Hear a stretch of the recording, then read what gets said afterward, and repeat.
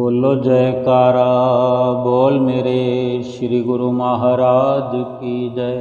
सभी गुरुमुख प्रेमियों से सप्रेम जय सच्चिदानंद। खुशी प्राप्त करने के लिए जो इंसान जाने क्या क्या एकत्र करता फिरता है और कैसी कैसी उधेड़ बुन में लगा हुआ है, क्या से क्या करने के लिए सोचता रहता है दिन भर। ऐसा नहीं है कि आज उसने कोशिश करना शुरू किया है खुशी के लिए। जब से पैदा हुआ है इस दुनिया में तभी से खुशी प्राप्त करने के लिए बहुतेरे यत्न करते हुए बड़े प्रयास करने में लगा हुआ है, बड़ी मेहनत कर रहा है। और इस प्रकार करते करते अपने घर में बहुत कुछ इकट्ठा भी कर लिया है, बहुत कुछ एकत्र कर लिया है। और कई तो हमारे भाई बहन इस दुनिया में ऐसे हैं जिन्होंने अपने घर को एक कबाड़ बना लिया, जहाँ जिस घर में ठीक से कोई एक रूम से दूसरे रूम में या रूम से बाहर निकलते वक्त बड़ी सावधानी का अगर इस्तेमाल करना पड़ता है, बड़ी सावधानी से चलना पड़ता है कि कहीं कोई सामान जो रखा हुआ है किसी पैर को किसी सामान से ठोकर ना लग जाए या किसी सामान को ठोकर ना लग जाए, ना तो कोई सामान गिर कर टूट जाए, ना कहीं खुद को चोट लग जाए। इस बात का ध्यान करते हुए इंसान अपने घर में चलता है। यानी सावधानी बरतने की जरूरत कदम कदम पर फिर होने लग जाती है। तो क्या ये खुशी प्राप्त करने के साधन इंसान कर रहा है, क्या ठीक है? अगर बहुत समय से ये प्रयास करते हुए इस नतीजे पर पहुंचा है कि बहुत सारे सामान इस दुनिया के जो हैं उठा कर लेकर अपने घर में एकत्र कर लिए हैं और फिर भी खुशी प्राप्त नहीं हो रही, तो फिर कहीं हमारी सोच गलत है, हमारा तरीका गलत है खुशी ढूंढने का। बेशक इंसान खुशी प्राप्त करने के लिए बहुत सामान इकट्ठे कर रहा है, बहुत कुछ इकट्ठे कर रहा है और बहुत कुछ इकट्ठा करना पड़ता है, ऐसा सोचता है इंसान। लेकिन ऐसा ठीक नहीं है। अगर ऐसा होता तो फिर जो बरसों से खुशी ढूंढ रहे हैं तो फिर खुशी तो मिल गई होती, उन्हें मिल जानी चाहिए थी। फिर भी अगर ये देखने में आता है कि खुशी मिल नहीं रही, आज भी उसी तरह प्रयास करने में ही लगा हुआ है, तो फिर कुछ न कुछ अपने विचारों की तब्दीली जरूरी है। लेकिन हकीकत यह है कि खुशी के लिए कुछ इकट्ठा करने की ज़रूरत नहीं है। खुशी प्राप्त करने के लिए कुछ त्याग करने की ज़रूरत है, कुछ छोड़ने की ज़रूरत है, कुछ हल्का होने की ज़रूरत है। हम बोझिल हुए जा रहे हैं। पहले तो हमारे भीतर में ये बोझ होता है, इस प्रकार के जब विचार जो हमारे भीतर में जगह बनाते चले जाते हैं, हमारा अंतःकरण बोझिल हो जाता है, बोझ से लद जाता है अंतःकरण।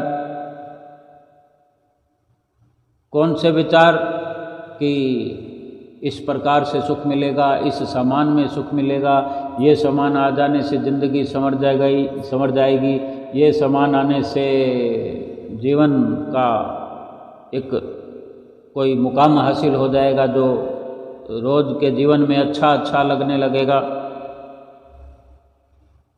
जब इस प्रकार के भीतर में विचारों का बोझ बढ़ने लगता है, फिर जिस जिस वस्तु के लिए, जिस जिस सामान के लिए विचार परिपक्व होते जाते हैं, फिर उसी प्रकार के सामान हम बाहरी दुनिया में एकत्र करने शुरू कर देते हैं। एक विचार अपने भीतर से कम हुआ, उसका हमने अमल कर लिया, वो सामान उठा लाए और अपने घर में भर लिया, लेकिन खुशी नहीं मिली। क्योंकि क्षणिक खुशी तो प्राप्त होती है कि अब मैं इस सामान का मालिक हो गया हूँ, लेकिन वो सामान वहाँ रखा गया जो जगह पहले खुली थी, आज़ाद थी, जिस जगह पर हम आसानी से आया जाया करते थे।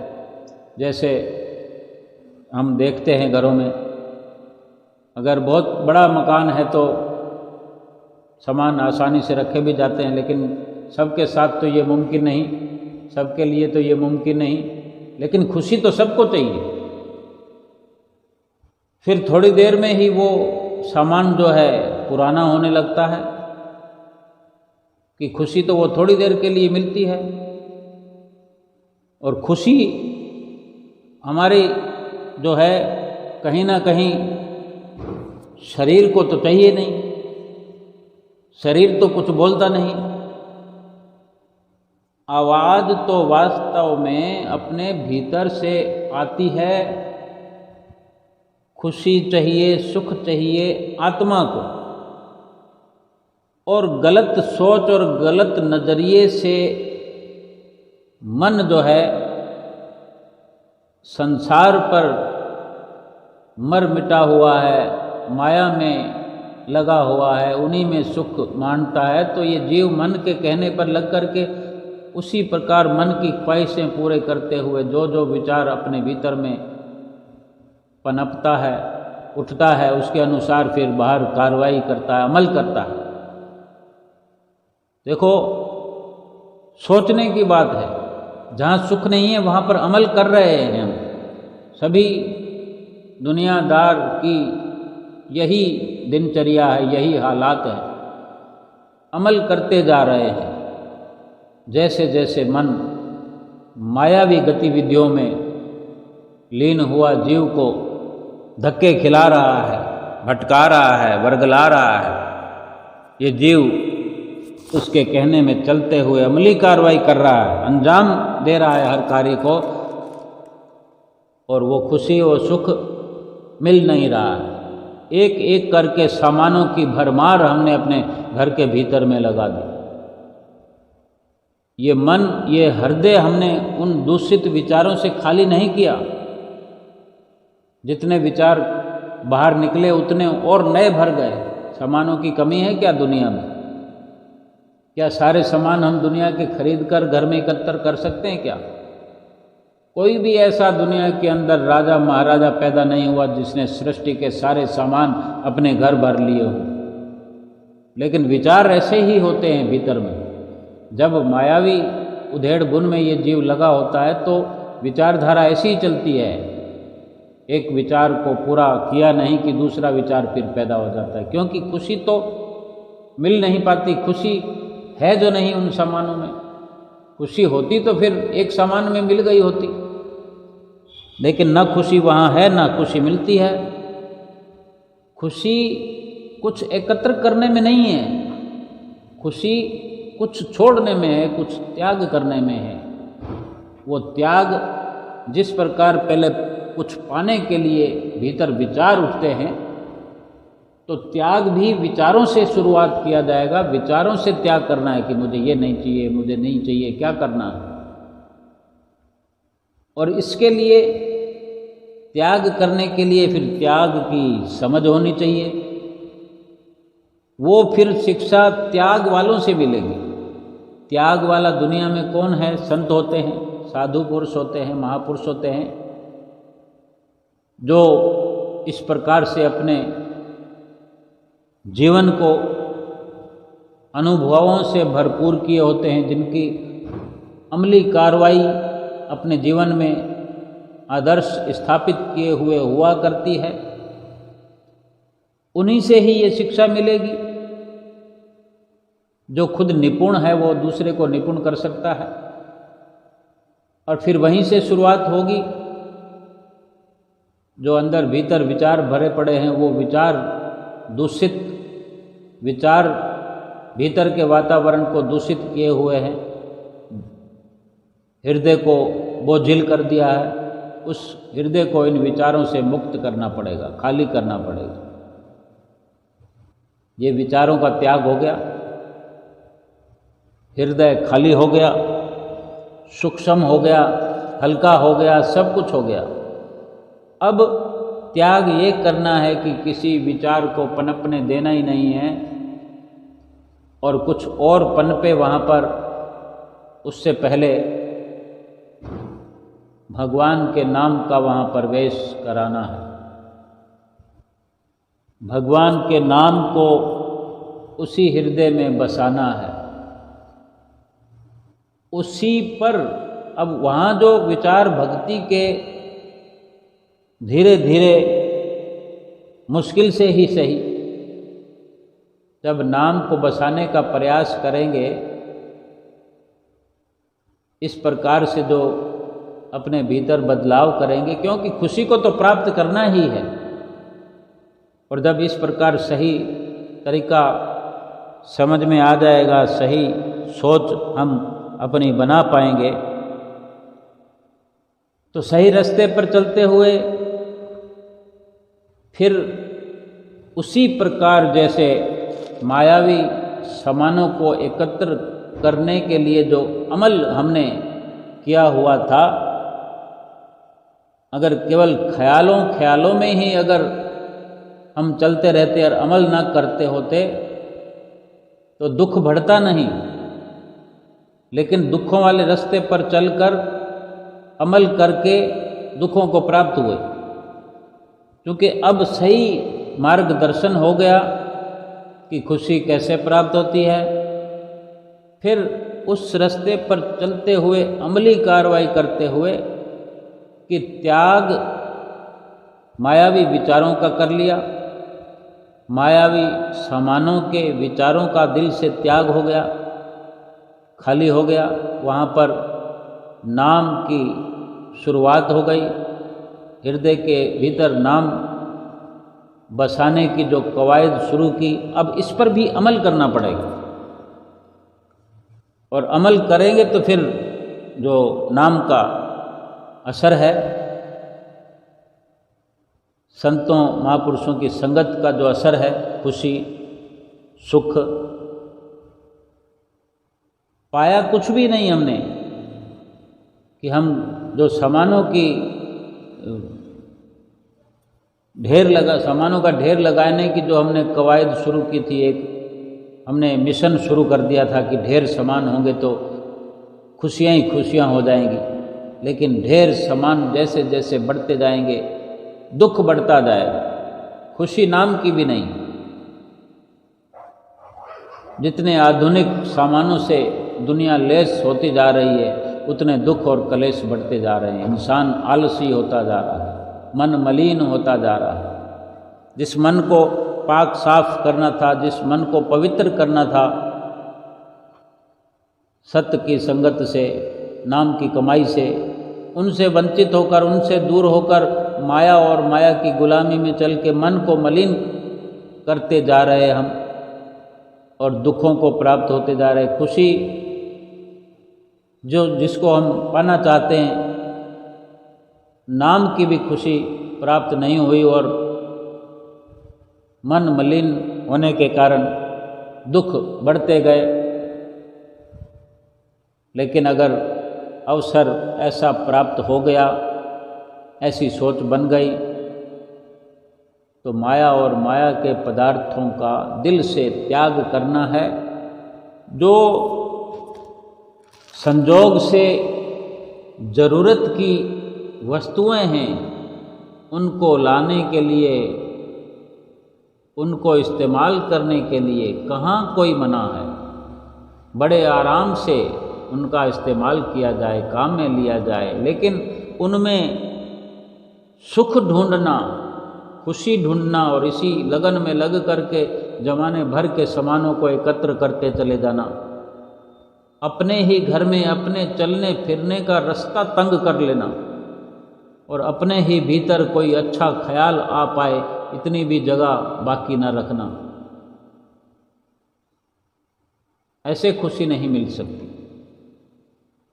जिन सामानों की भरमार से हम सुख महसूस करते हैं कि सुख मिलेगा, खुशी मिलेगी, उन्हीं सामानों की भरमार को त्याग देने से, ख्यालों में संसार और संसार के सामानों का सिमरन करना ही छोड़ दें। सिमरन केवल प्रभु के नाम का, चिंतन, कोशिश प्रभु के नाम की, और फिर खुशी हमारे भीतर भरपूर हो जाएगी। भीतर से ही खुशी प्राप्त करते रहो, जितना जी चाहे, जितनी ज़रूरत हो उससे भी कहीं अधिक अपने आप खुशी बिखरती चली जाएगी। इतनी खुशी प्राप्त होगी कि हम दूसरों को भी बांट सकते हैं। संतों महापुरुषों की संगत में जाने से ये सब खुशी वाला रास्ता मिलता है, खुशी मिलती है। उनके पास ये सब है तभी मिलता है, उनके पास सुख हैं तभी मिलते हैं। तो वो हमें कोई सामान थोड़ी प्रदान करते हैं, वो रास्ता बताते हैं। वो उनकी सोच में सुख है, उनकी सोच में खुशी है, तभी फरमाते भी हैं कि एक सोच सुख रास है, एक सोच दुख रास,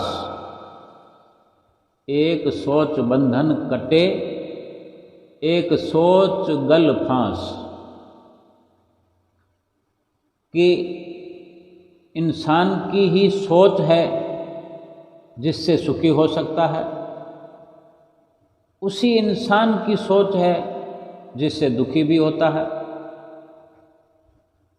उसी इंसान की सोच है कि बंधन कट जाता है और उसी इंसान की सोच है कि गले की फांसी अपने आप से, अपने विचारों से कर लेता है।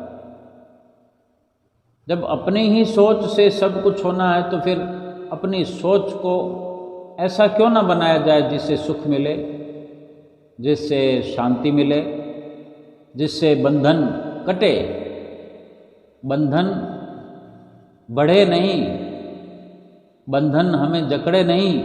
बंधन जो हैं पहले से भरपूर बंधनों में जकड़ा हुआ ये जीव है, बंधन काटने वाली सोच अपनी बनाए, सुख वाली सोच अपनी बनाए। कुछ करना कराना नहीं होता। सुख पाना है, खुशी पानी है, तो खुशी को कहाँ ढूंढना है? हम बाहर सामानों में ढूंढते हैं खुशी, हमारे अंदर भरपूर करके फिर इस संसार में परमात्मा ने हमें भेजा है। हमारा जन्म हुआ तो खुशी हमारे भीतर भरपूर करके रखी हुई परमात्मा ने पहले से, लेकिन हम हैं कि लगातार बाहर तलाश कर रहे हैं। हम जिनके संपर्क में आए, जिस घर में जन्म लिया, वहीं कुछ ऐसा संजोग बनता रहा, संस्कार मिलते रहे कि हमारी सोच मायावी होती चली गई। माया में ही पले बड़े और माया में जाने कितने जन्मों से हम रहते आए हैं और यहाँ भी माया के पसारे में आकर फंस गए, जिस कारण से फिर वो खुशी का आलम न हो सका, खुशी का वातावरण न बन सका। खुशी कहाँ है? पहले अगर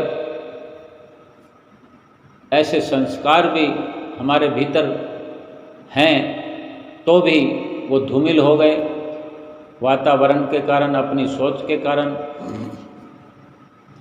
कभी ना कभी तो ये समझ आती है ना कि सुख कहाँ है। क्योंकि ये जो जीवन है इंसानी जीवन है, नर्तन है। अगर पशु योनि हो तो कहा जा सकता है कि पूरे जीवन में कभी समझ आ नहीं सकती, कभी संजोग बन नहीं सकता, क्योंकि इस जीवन के अंदर ये मुमकिन ही नहीं है।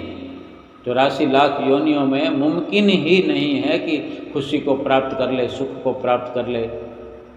क्योंकि आत्मा का कल्याण जिस रास्ते पर चलने से होता है, खुशी तो तभी मिलती है। खुशी की मांग आत्मा की है, शरीर की नहीं है। हम शरीर को खुशी वाले जाम पिला रहे हैं, खुशी वाले सामान भेंट कर रहे हैं। खुशी भीतर चाहिए और खुशी भीतर वाली काम करेगी। अगर भीतर खुशी चाहिए इस जीव को, तो बाहर वाले सामान, बाहर वाले आडंबर कैसे अंदर पहुंचाएंगे जो आत्मा खुश हो जाए, सुख प्राप्त करे। भीतर वाला तो भीतर से ही काम बनेगा। भगवान भी भीतर है, आत्मा भी भीतर है, ये जीव भी भीतर है, सब कुछ भीतर ही है।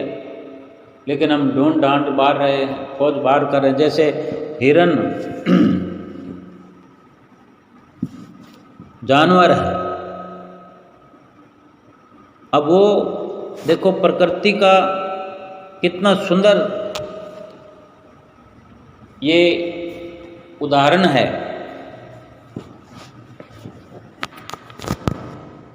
कितनी विचित्र रचना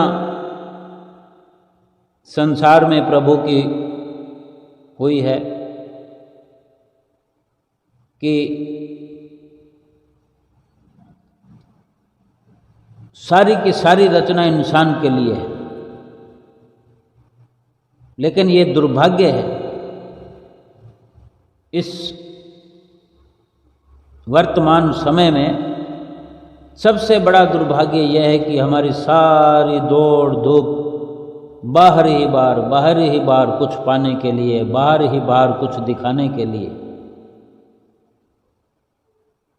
यानी जिसे पाना है, जो हमें चाहिए, जिस प्रकार से मिलेगा, वो बाहर नहीं है। वो हमारे अस्तित्व के, हमारा जो असली अस्तित्व है वो हमारे भीतर है। भीतर में ही मिलेगा हमें, क्योंकि वो हमारे अस्तित्व में स्थित है जो हमें चाहिए। अब उसको पाने का तरीका नहीं है, समझ नहीं है, और लगे बाहर ढूंढने में। हम जाने कितनी उम्र व्यतीत हो गई, रोड ढूंढ रहे, आज भी बाहर ढूंढ रहे हैं। अगर कोई अंदर का इशारा मिलता है तो वहाँ मन रुचता ही नहीं है, मन कहता नहीं बाहर ही ढूंढूंगा। तो ढूंढते रहो।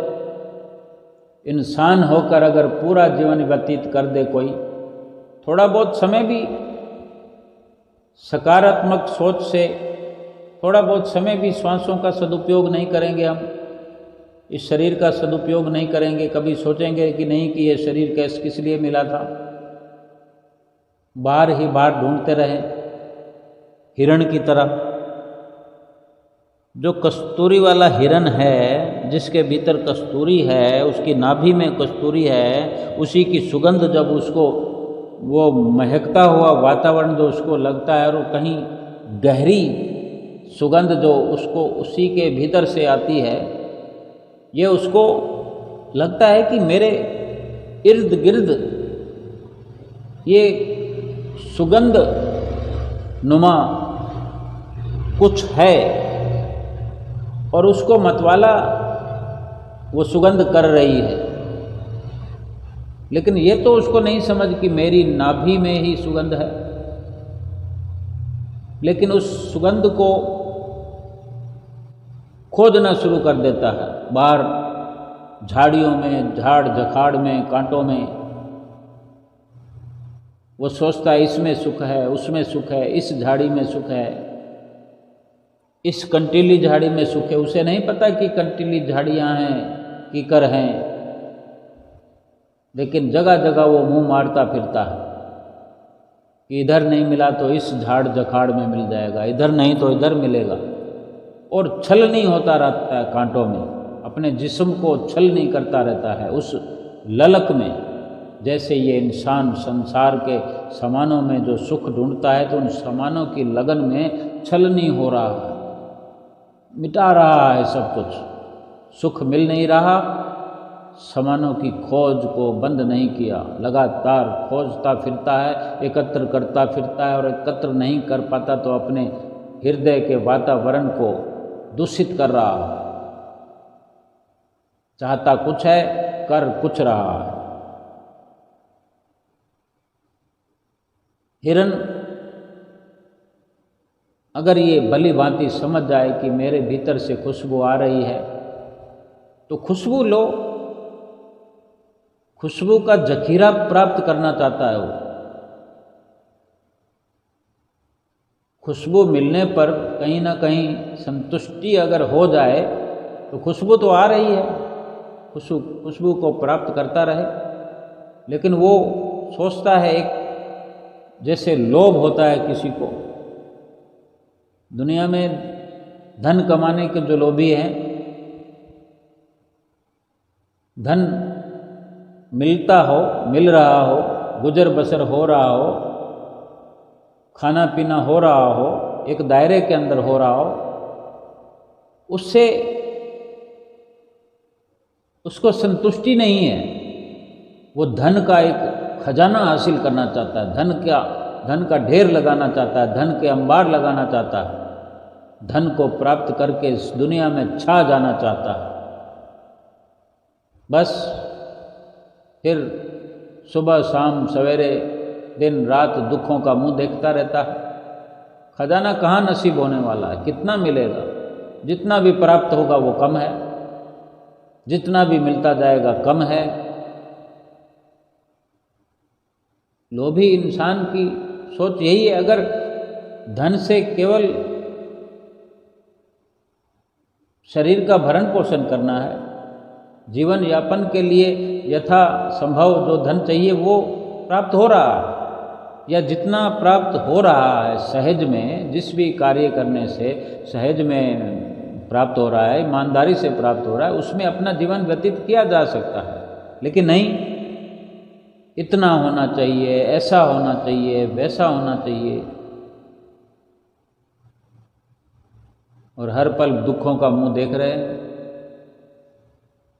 इसी प्रकार वो हिरण थोड़े में अगर खुश हो जाए तो सुगंध तो आ ही रही है, लेकिन उस खजाने की तलाश में, खुशबू का पूरा खजाने का खजाना ही मैं प्राप्त कर लूँ। खजाना तुम्हारे ही भीतर है, तुम्हारे ही भीतर वो खुशबू कस्तूरी परमात्मा ने भर के भेजा है। पड़ा रहेगा खजाना, तुम उसकी खुशबू से महकते रहो और महकाते रहो। जहाँ भी जाओगे खुशबू की लहर, खुशबू की महक उस कस्तूरी की सबको महकाएगी।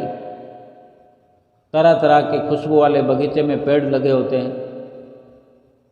एक रात की रानी फूल का जो पौधा होता है वो रात के समय में खुशबू बिखेरता है। अगर वो खुशबू मन मस्त करने वाली है तो उस क्या पेड़ को उखाड़ लिया जाए, वहाँ से गुजरो, खुशबू का आनंद लो। ऐसे ही जो मृग तृष्णा है, मृग तृष्णा में भटकने की बजाय यदि हम अपने नज़रिए को सुधार लें, जीवन में शांति के सारे आयाम खुल जाएंगे और शांति उपलब्ध हो जाएगी, खुशी मिल जाएगी, सुख मिल जाएगा। कुदरत का नियम है कि यदि खेतों में बीज ना डाला जाए, बीज ना बोया जाए, तो कुदरत वहाँ पर घास फूस और झाड़ झखाड़ भर देती है। जंगलों के जंगल हम देखें, भरे पड़े होते हैं, किक्कर, कांटे, बबूल और भी कई प्रकार के पेड़, वहाँ पर कोई बीज बोने थोड़ी जाता है। कौन वहाँ पर बीज बोने, किक्कर के बीज बोने जाता है अपने घरों से कई सैकड़ों किलोमीटर दूर? अपने आप ही उगते हैं, ये कुदरती नियम है। उसी प्रकार अगर यदि दिमाग में अच्छे और सकारात्मक विचार हम नहीं भरेंगे तो बुरे और नकारात्मक विचार अपने आप वहाँ पर जगह बना लेंगे। ये भी कुदरत का नियम है। सृष्टि में यही होता है। संत महापुरुष इसीलिए बार बार उपदेश देते हैं कि अपने हृदय के भीतर भगवान का नाम बसा कर रखो, भगवान से रिश्ता बना के रखो। जो समय को, जो वक्त को अनमोल समझते हैं, वक्त का मोल समझते हैं, फिर समय इस प्रकार से समय की कदर करने वालों को वो समय भी कीमती से कीमती बना देता है, अनमोल से अनमोल बना देता है। और जो समय की कदर नहीं करते, ऐसे प्राणियों की भी इस रहती दुनिया में फिर कोई कदरों कीमत नहीं रहती और ये जीवन यूं ही लुटाकर खाली हाथ इस दुनिया से ऐसे लोग चले जाते हैं। संतों महापुरुषों को तो पहले से ही अफसोस होता है, क्योंकि वे भली भांति जानते हैं कि ये ठीक नहीं है और ये ठीक है। अपनी जीवन रूपी खेती में शुभ कर्म, निष्काम कर्म, भक्ति के कर्मों के बीज बोते रहना चाहिए। खाली न रखें कि वहाँ पर कोई झाड़ झखाड़ उग जाए, फिर उनको बेकार में काटना हम ही को पड़ेगा। कहते ना, खाली दिमाग शैतान का घर होता है। कुछ ना कुछ तो चलेगा उसमें, कोई ना कोई विचार तो हर पल हर घड़ी आते ही रहते हैं। हम चाहे कुछ करें न करें, कुछ ना कुछ चलता रहेगा। तो क्यों ना फिर हम एक अच्छी सोच के तहत, अपना एक अच्छी सोच का दायरा बनाते हुए, भजन बंदगी के साथ चित्त लगाते हुए, सकारात्मक विचारों से अपनी इस जीवन रूपी खेती को लहलहा करके, हरा भरा करके रखें, जिससे हमारे जीवन का सदुपयोग हो। हमारे जीवन में जो हमें श्वास मिले हैं उनका सदुपयोग हो, और नकारात्मकता से बचें, बुराइयों से बचें, पापों से बचें। जीवन कितना मंगलकारी हो जाएगा, अनमोल हो जाएगा। लेखे में हमारे श्वास आएंगे, ये जन्म हमारा लेखे में आ जाएगा, सफल हो जाएगा। अपनी एक प्रकार से जो जीवन का ये गाड़ी है, जीवन का ये रथ है, भगवान को सौंप दें। हमारी पहचान संत रूप में अवतरित भगवान जो सतगुरु के रूप में हमारे अंग संग हैं, हमारे सामने हैं, अपने जीवन रूपी रथ को, रथ की बागडोर को उन्हें सौंप दें। और हमें क्या चाहिए? अगर हम चाहते हैं कि हमारे जीवन रूपी रथ को सतगुरु चलाएं, कि भजन भी बोलते हैं ना कि जीवन दा रथ तुसी चलाना, असी तां केवल बहना है, हुक्म होवे मेरे सतगुरु दा सिर मत्थे ते लेना है। हम तो ये कहें कि सतगुरु आप हुक्म करिए, हमें क्या करना है, लेकिन रथ हमारे जीवन का आप ही चलाएंगे। हमें क्या करना है वो हमें बताओ, लेकिन हमारे जीवन की गाड़ी को आपसे बेहतर कोई नहीं चला सकता। और सतगुरु तो प्रसन्न होते हैं ऐसी विचारधारा से। ऐसी सोच हमारी बन जाए कि हम सतगुरु के कहने में आ जाए।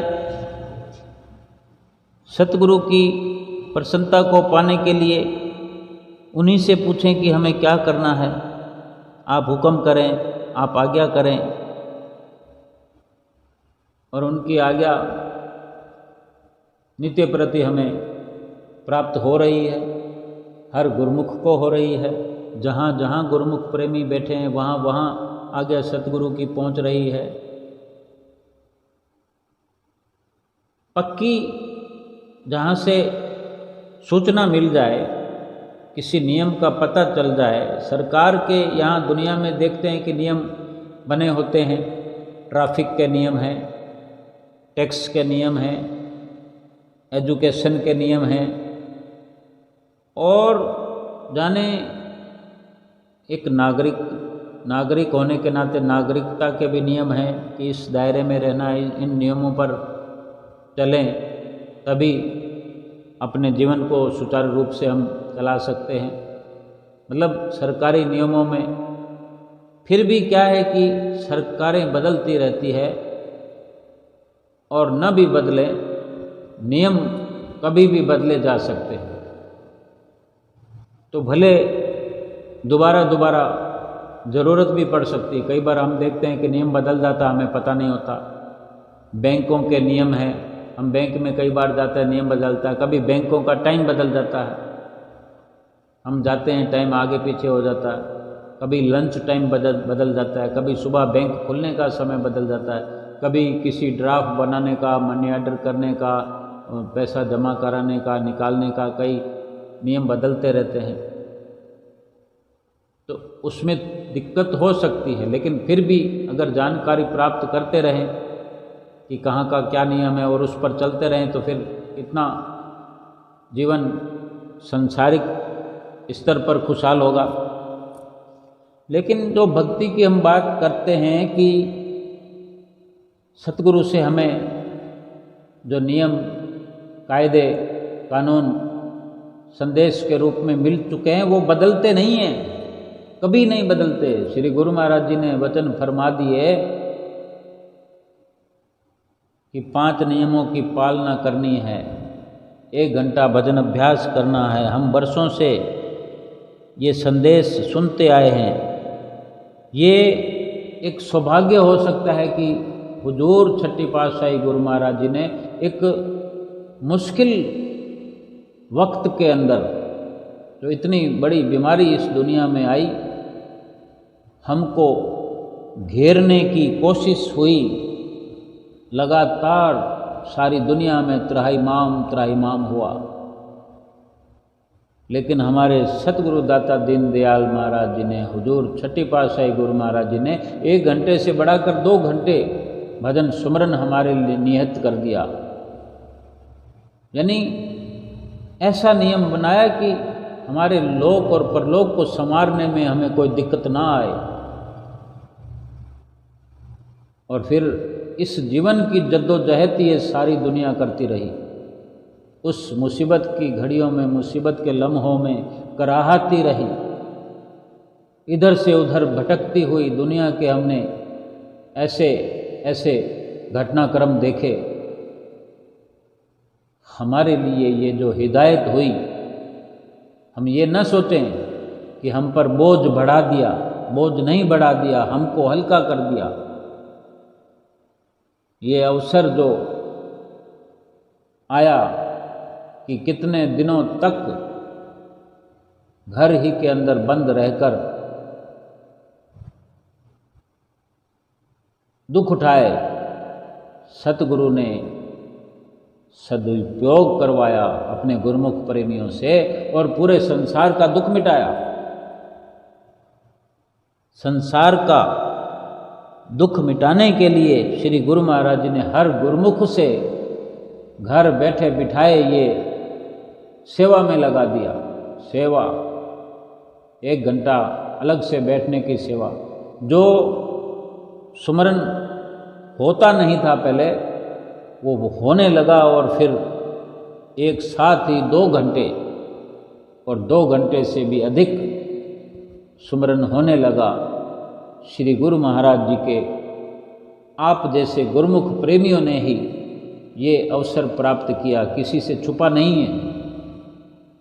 गुरुमुख प्रेमी भली भांति जानते हैं कि ये बेशक ये दुनिया के लिए दुख था, लेकिन सही मायने में अगर गुरुमुख प्रेमी हैं, सतगुरु से प्रीत करते हैं, सतगुरु के वचनों पर, सतगुरु की आज्ञा पर अमल करते हुए 5 नियमों की पालना करने वाले हैं, सुमरन से प्रेम करने वाले हैं, उनका जीवन धन्य धन हुआ है इसी दुख की अवस्थाओं में, इस दुख की घड़ी में। एक बार नियम बनकर कभी बदलता नहीं है। अगर इसको बदला है तो यही बदला है कि 1 घंटे से 2 घंटा। ऐसा नहीं कि अब ये बंद कर दिया और अब कोई नया काम शुरू कर दिया। वही के वही नियम और आजीवन रहती दुनिया तक चलते रहेंगे। बेशक आने वाले समय में 2 घंटे से 3 घंटे सुमरन कर दें, लेकिन हमारी ज़रूरत आज भी है। हम स्वयं चाहें तो आज ही हम शुरुआत कर सकते हैं, लेकिन कम से कम जितनी आज्ञा है उसको करने में तो आनाकानी हमने अपने जीवन में नहीं करनी। सतगुरु हमसे यही उम्मीद करते हैं और हम उनकी उम्मीद पर खरे उतरते तो हम कह सकते हैं कि मेरे श्री गुरु महाराज जी, मेरे जीवन का रथ आपने चलाना है। और न भी कहें तो अच्छा है, क्योंकि वही चला रहे हैं और वही चला सकते हैं। हम अपने जीवन का बोझा नहीं ढो सकते, और या फिर हमारा नाम हो सकता है कि हम जीवन का बोझा ढोने में सक्षम हैं, तो वो ढोते वही हैं, जीवन की गाड़ी को चलाते वही हैं, लेकिन नाम हमारा कर देते हैं। हर छोटा बड़ा कार्य उनकी कृपा से होता है, लेकिन नाम हमारा हो जाता है। दुनिया हमें इस प्रकार से जानती है कि ये गुरमुख हैं, ये भगत हैं, ये सेवक हैं, ये श्री दरबार की कोई हस्ती हैं, ये भक्ति करने वाले हैं, ये सेवा करने वाले हैं। ये सतगुरु का बिरद है कि वो अपने प्रेमियों की ऐसी हस्ती इस दुनिया में बना देते हैं कि जीवन रहते उनका इस दुनिया में नाम चमका देते हैं और ऐसी आशीर्वाद और ऐसी कृपा बख्शते हैं कि उनका परलोक संवार देते हैं। तो क्यों ना अपने सतगुरु की उम्मीद पर खरा उतरें और सतगुरु से भी ये हमारी उम्मीद पूरी होती रहे कि वो हमारे जीवन के रथ को चलाते रहें बखूबी।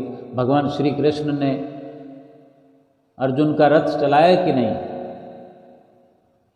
और अर्जुन ने भगवान श्री कृष्ण की आज्ञा पालन का जो बीड़ा उठाया, उनका जो कहना माना, फिर कहाँ उनके जीवन में कोई आँच आई। और जो उनके सामने विरोध में खड़े हुई इतनी बड़ी सेना, कितनी बड़ी संख्या में सर्वनाश हो गया। और ये बिना अस्त्रों शस्त्रों वाले भगवान के साथ खड़े हुए पांडव अपनी विजय पताका फहराने में सफल हो गए। तो क्या हम अपने सतगुरुदेव भगवान की चरण शरण ग्रहण करके उनकी आज्ञा पालन में, उनके कहे अनुसार, उनके बताए रास्ते ऊपर चल करके जो हमें नाम रूपी शस्त्र प्रदान किया है, ये सभी के सभी दुखों का भेदन करने वाला, लोक परलोक तक पहुंचाने वाला, 84 लाख योनियों के जो दुखों तले दबी हुई हमारी आत्मा है, उन दुखों का भेदन करने वाला ये जो नाम है, शस्त्र के समान है। हम अपने श्री गुरु महाराज जी की आज्ञा मानते हुए, आज्ञा पर चलते हुए अपनी जीवात्मा के 84 लाख योनियों के बंधन काटें, बेड़ियाँ खुलवाएं, उसको आज़ाद करवाएं, प्रभु के धाम में ले जाएं। यही जीवन की सफलता है, यही जीवन का लक्ष्य है, यही जीवन का मकसद है, जो खुशी खुशी पूर्ण करके बड़े बेखौफ होकर प्रभु के धाम में चले जाएं। बोलो जयकारा बोल मेरे श्री गुरु महाराज की जय।